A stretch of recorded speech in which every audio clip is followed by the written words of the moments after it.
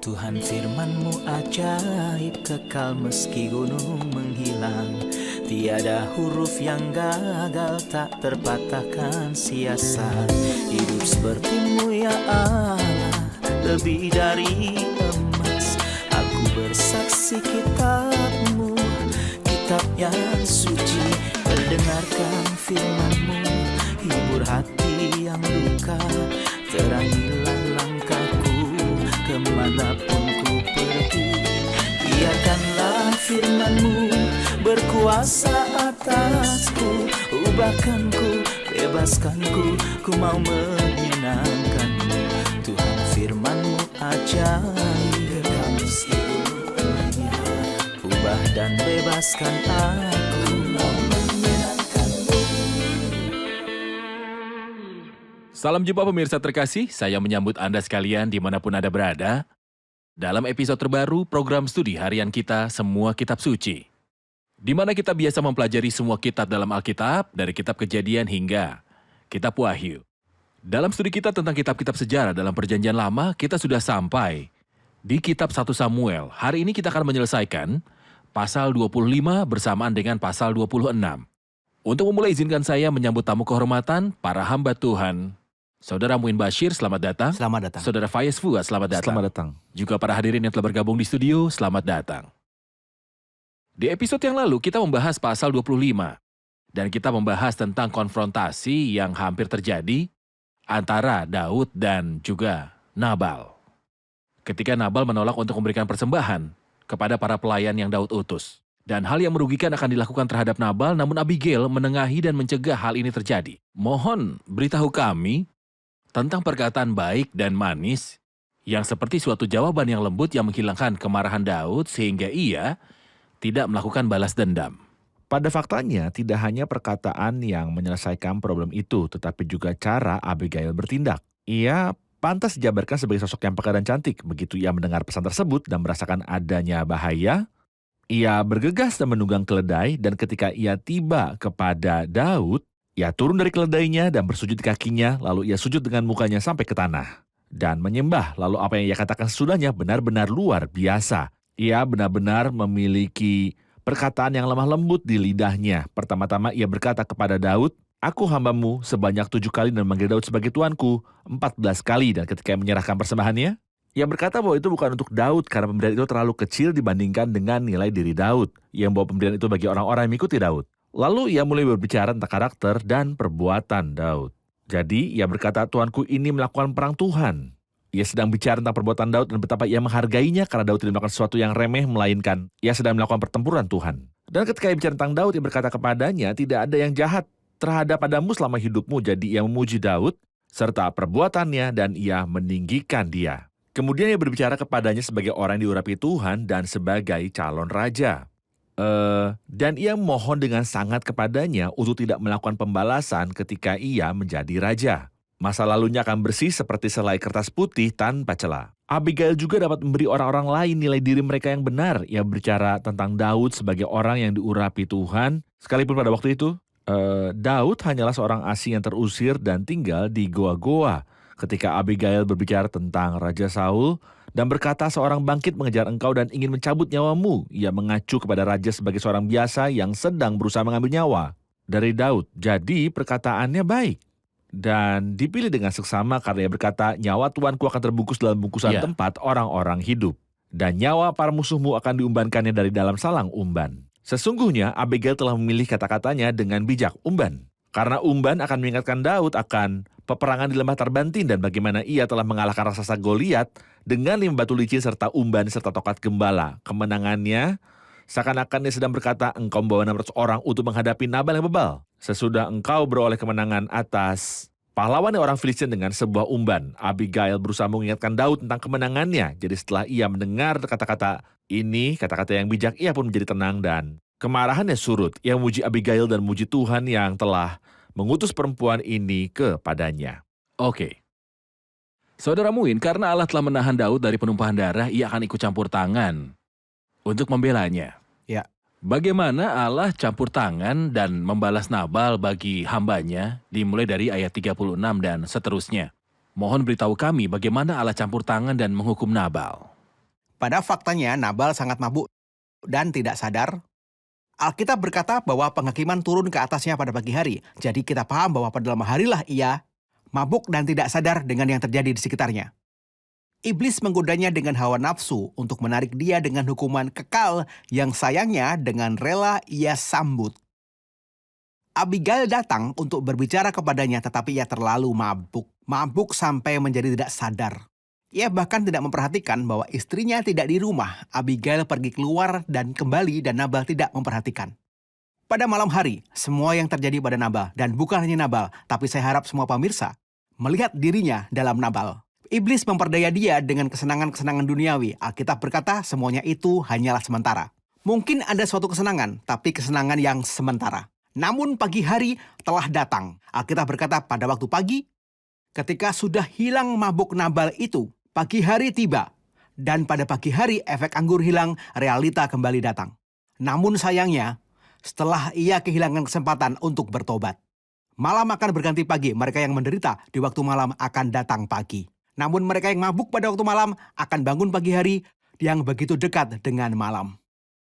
Pada malam hari, ketika Nabal mabuk, ia menjadi tidak sadar. Alkitab memperingatkan kita terhadap anggur dan kemabukan duniawi. Janganlah kamu mabuk oleh anggur karena anggur menimbulkan hawa nafsu. Salomo berkata, jangan melihat kepada anggur kalau... Apakah Anda berusaha untuk memberitahu bahwa kekristenan juga menjaga jarak terhadap hal minum anggur dan terhadap kemabukan? Tentu saja. Apakah Anda maksudkan bahwa tidak ada pengajaran di Alkitab yang berkata bahwa anggur diizinkan dalam kekristenan? Tidak sama sekali. Ada sebuah peringatan jelas dalam Perjanjian Baru. Di Perjanjian Lama, Salomo berkata, anggur menipu manusia saat mengalir di tenggorokan dengan nikmat. Anggur menggoda orang. Pada akhirnya anggur memagut. Nabal terpagut di sini. Memagut seperti ular, menyemburkan bisa seperti beludak. Bukan hanya anggur sesungguhnya, tapi kemabukan dari dunia juga membuat manusia tidak sadar dan menuntunnya kepada penghukuman. Pagi hari datang dan ia bangun dari kemabukannya. Namun ia bangun dan masuk ke dalam penghukumannya. Alkitab berkata bahwa pada malam hari hatinya riang, sebuah kesenangan yang sementara. Pada pagi hari ia bangun dari kekekalan. Apa yang terjadi? Terhentilah jantungnya di dadanya. Dan faktanya, inilah pesan yang Abigail ingin sampaikan kepada Nabal. Bahwa Daud dalam kesabarannya tidak menjamahkan tangannya kepadanya. Atau maksud saya, Tuhan dalam kepeduliannya melindungi telah mencegah Daud lewat Abigail. Pada malam hari, Daud harus menunggu.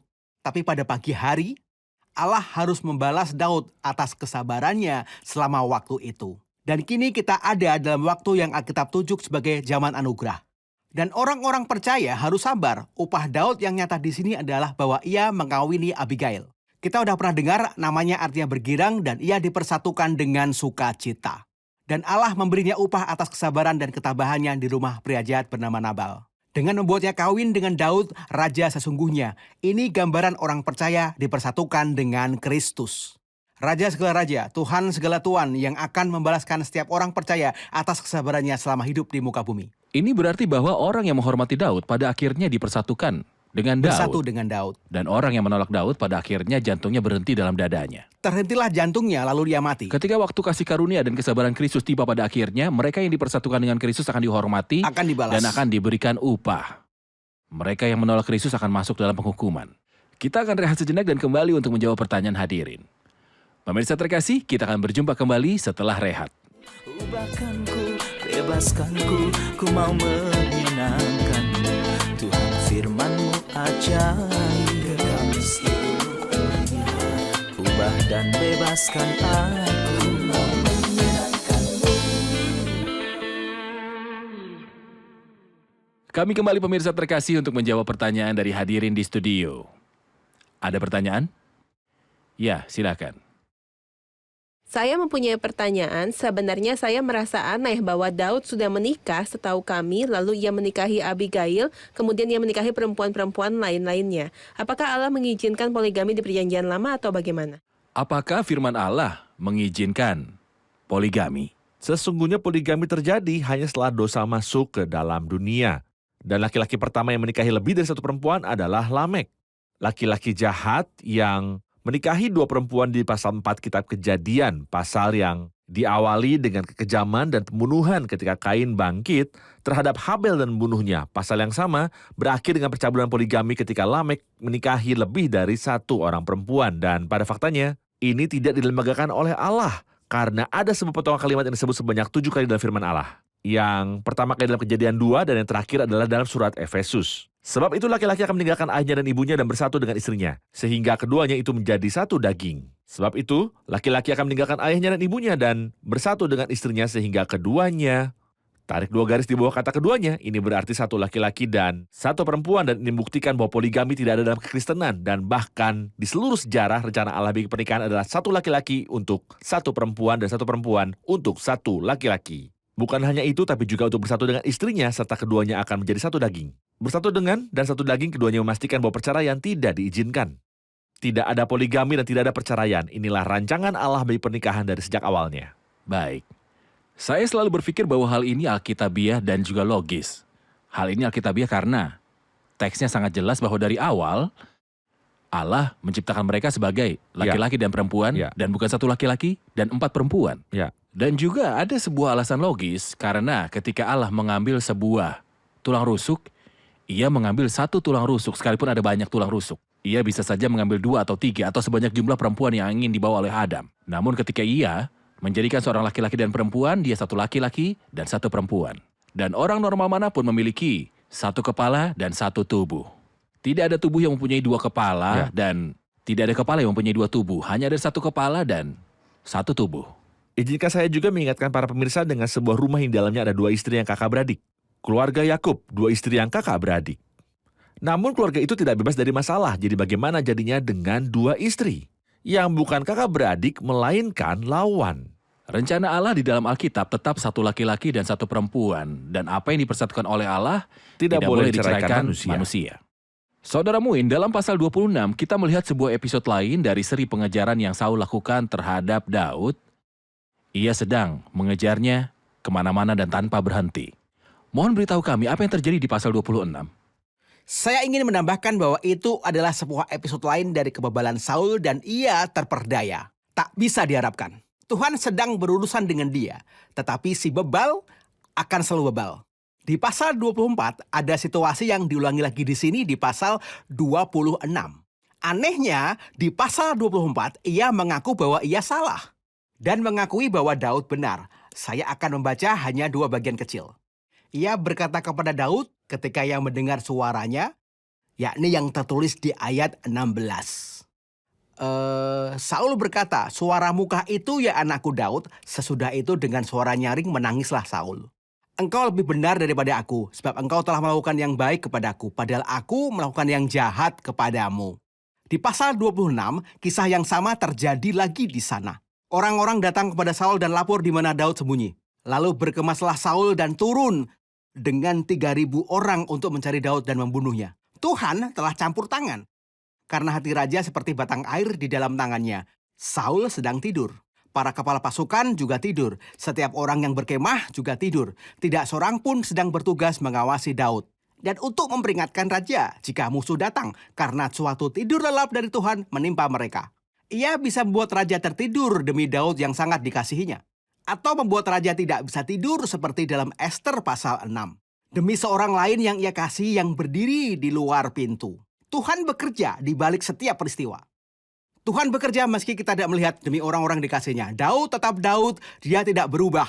Sebagaimana Saul tidak berubah. Untuk kedua kalinya Saul diserahkan ke tangan Daud dan orang-orang memberitahu Daud. Di pikiran saya, ini terakhir kali engkau menyiapkan kesempatan. Tapi kali ini, engkau bisa terlepas dari Saul. Dan ia pasti membunuhmu. Namun sikap hati Daud tidak berubah. Tak peduli betapa jahatnya Saul, tetapi menurut Daud, Saul orang yang dihurapi Tuhan dan dia tidak ingin menjamahnya. Dia hanya mengambil tombak dan kendi Saul seolah-olah memberitahu kamu sudah tidak berdaya. Dan kehausan air merujuk pada firman Tuhan. Saul tidak punya firman Allah untuk menuntunnya. Karena Daud mengambilnya. Dan Daud memberitahu Saul bahwa ia bisa saja membunuhnya tapi tidak dilakukannya. Daud berusaha dengan setiap cara untuk membenarkan dirinya di hadapan Saul. Sayangnya, Saul hanya mengakui bahwa ia bodoh dan ia sudah bersalah. Dr. Fayez, selama peristiwa-peristiwa ini, Daud dicobai lebih dari sekali untuk membunuh Saul dan kita telah mendengar bahwa ia menolak untuk membunuhnya. Sekalipun Allah katakan dia akan menyerahkan Saul pada Daud. Namun ia mengatakan sebuah pernyataan yang saya ingin Anda komentari. Hal itu berkaitan dengan moral Daud Ya. ketika kita sampai pada ayat ke-9. Tetapi kata Daud kepada Abisai, jangan musnahkan dia. Sebab siapakah yang dapat menjamah orang yang diurapi Tuhan dan bebas dari Ya, dan hukuman? bebas dari hukuman. Dan Daud berkata, demi Tuhan yang hidup, niscaya Tuhan akan membunuh dia entah karena sampai ajalnya dan ia mati, entah karena ia pergi berperang dan hilang lenyap di sana. Kiranya Tuhan menjauhkan daripadaku untuk menjamah orang yang diurapi Tuhan. Mohon komentari moral Daud dan kepercayaannya pada Allah. Sebenarnya ini adalah salah satu situasi yang meyakinkan bahwa Daud pantas dijabarkan sebanyak 2 kali dalam 1 Samuel pasal 13 dan dalam Kisah Para Rasul 13 sebagai seseorang yang berkenan di hati Tuhan. Dan seseorang yang berkenan di hati Tuhan punya beberapa atribut. Orang yang memiliki atribut-atribut ini adalah ia yang menutup mulut saat ia dipermalukan. Dan tidak menuntut balas bagi dirinya serta menantikan Tuhan. Orang yang paling banyak memberitahu kita tentang menantikan Tuhan adalah Daud. Banyak kali ia membuktikan bahwa ia menanti-nantikan Tuhan, kini kesempatan itu telah datang.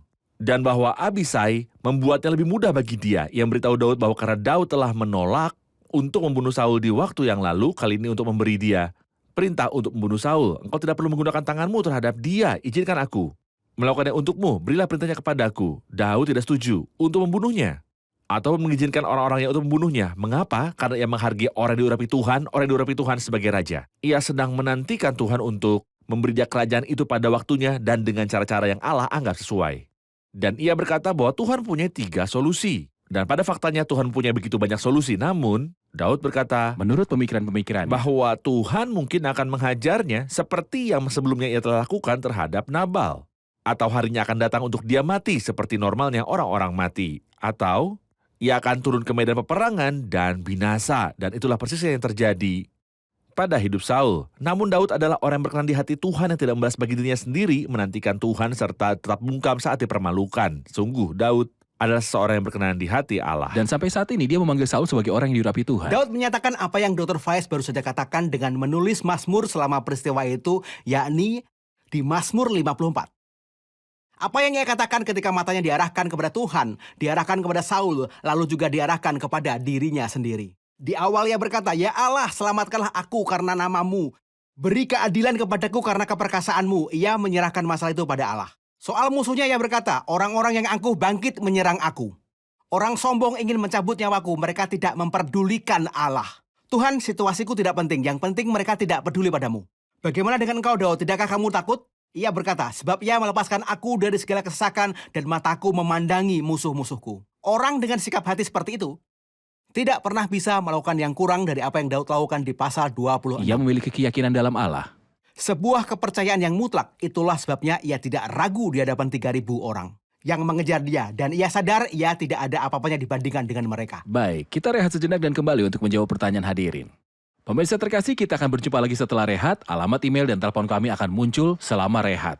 Jadi jika Anda mempunyai pertanyaan atau permintaan, kirimkan saja pada kami dan dengan senang hati kami akan menjawabnya. Ubahkan ku, bebaskan ku mau menyenangkanmu. Tuhan firman-Mu ajaib, kekal seluruhnya. Ubah dan bebaskan aku, mau menyenangkanmu. Kami kembali pemirsa terkasih untuk menjawab pertanyaan dari hadirin di studio.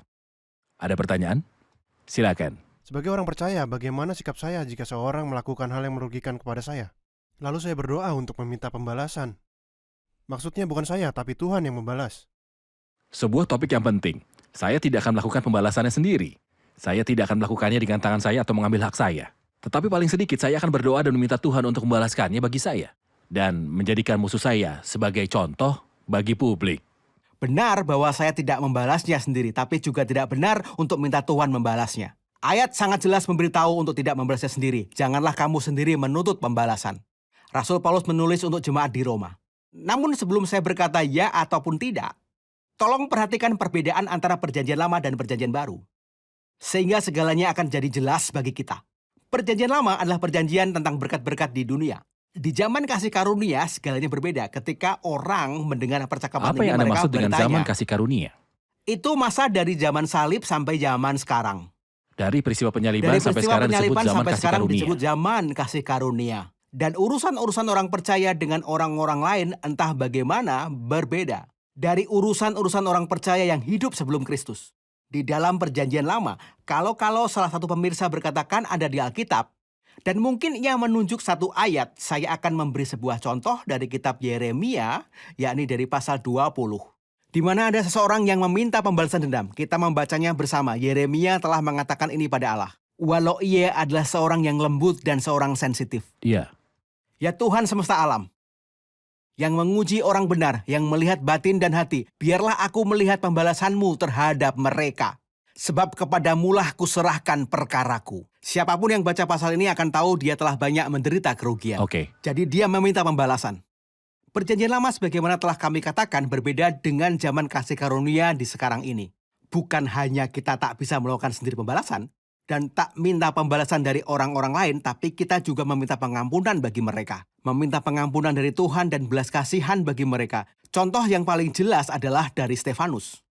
Sebuah peristiwa yang sangat menyakitkan di mana dia sedang dirajam, tapi berkata kepada Tuhan, jangan tanggungkan dosa ini kepada mereka. Ia sedang meminta pengampunan bagi mereka. Seperti inilah perilaku kita seharusnya. Perkataan Tuhan dalam khotbah di bukit yang ada di dalam Injil Matius.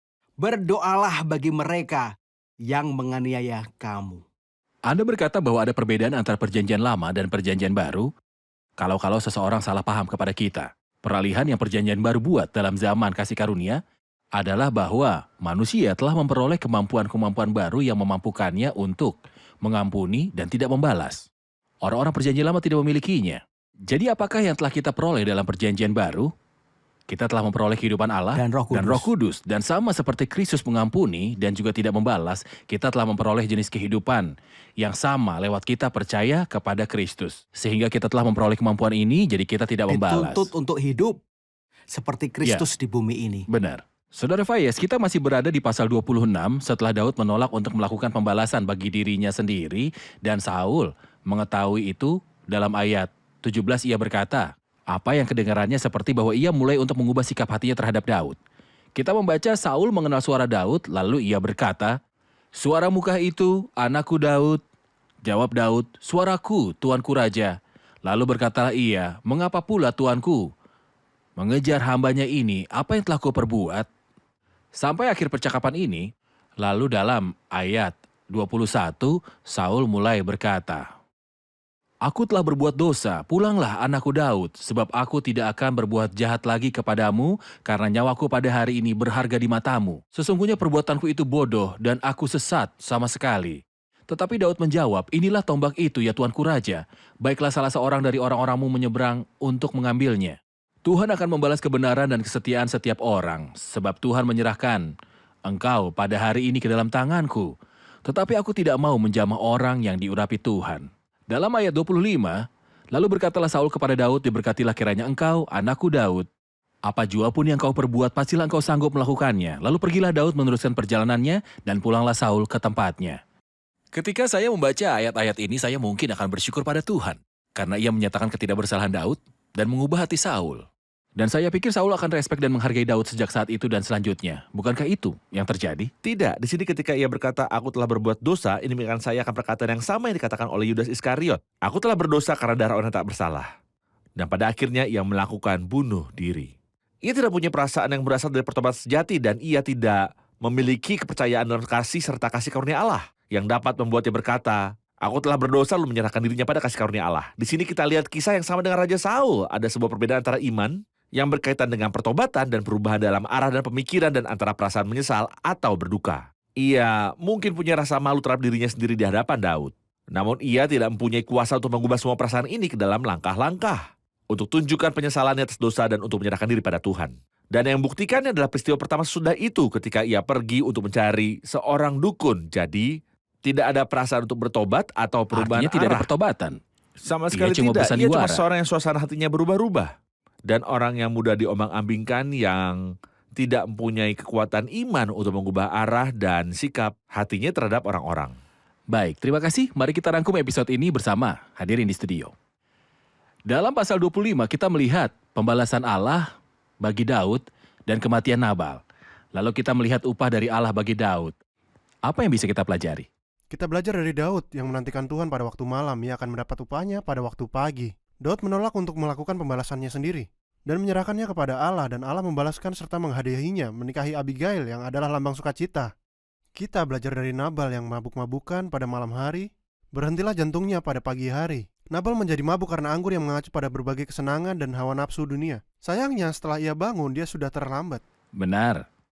Apakah pengakuan dan permohonan maaf Saul kepada Daud di akhir pasal ke-26 sesuatu yang tulus? Tidak tulus, ada perbedaan antara pertobatan yang disertai dengan suatu perubahan dalam pemikiran dan perilaku, dan antara perasaan menyesal atau malu akibat sikap mulia yang Daud tunjukkan kepadanya. Ini terbukti ketika Saul terus berperilaku dalam suatu cara yang salah dan pergi mencari seorang dukun. Tidak ada perubahan dalam perilakunya. Benar. Terima kasih, Tuhan memberkati. Terima kasih para hamba Tuhan, kita akan lanjutkan pelajaran di episode selanjutnya. أنا عايزك أنت يا صاحب القوات تشغل يمينك تعمل معجزات ادي البحر هايج وانا مستنيك وانت صاحب القوة والسلطان في ايديك انا عايزك انت يا صاحب القوات تشغل يمينك تعمل معجزات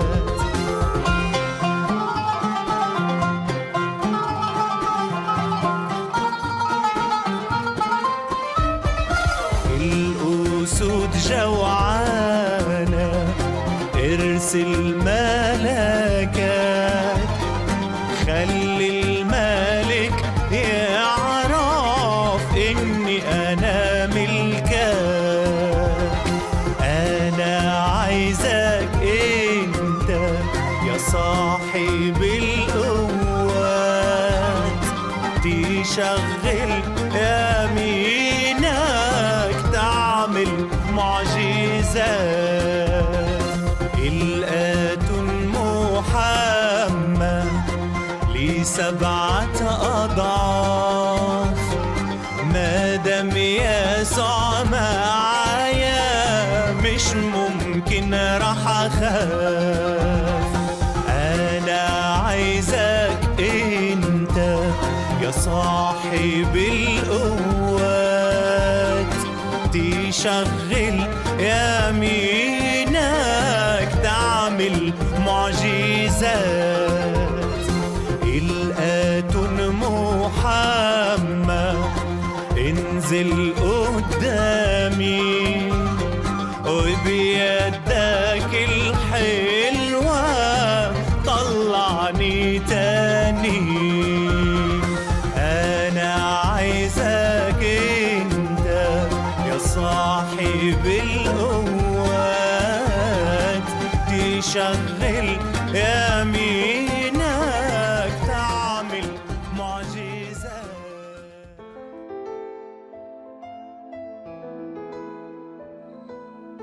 Tuhan firman-Mu ajaib kekal meski gunung menghilang.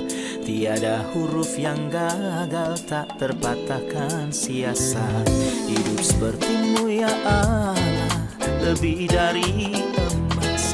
Aku bersaksi kitab-Mu, kitab yang suci. Mendengarkan firman-Mu, hibur hati yang luka. Terangilah langkahku kemanapun ku pergi. Biarkanlah firman-Mu berkuasa atasku. Ubahkanku, bebaskanku, ku mau menyenangkan-Mu. Tuhan firman-Mu ajaib, ubah dan bebaskan aku.